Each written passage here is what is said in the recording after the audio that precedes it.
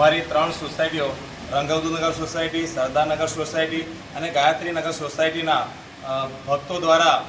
2 વર્ષ પહેલાં હનુમાનજી કષ્ટભંજન મંદિરની પ્રાણ પ્રતિષ્ઠા અહીંયા કરવામાં આવેલી અને છેલ્લા કેટલાય સમયથી અમારે અહીંયા કષ્ટભંજન હનુમાનજી ભજન મંડળ દ્વારા છેલ્લા ઘણા વર્ષોથી અખંડ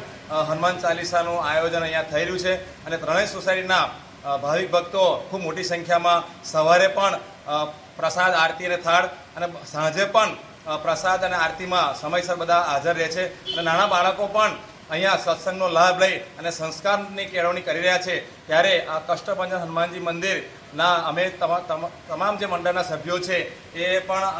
સૌનો આભાર વ્યક્ત કરીએ છીએ અને આ રીતે અમારું મંડળ જે છે એ અખંડ રીતે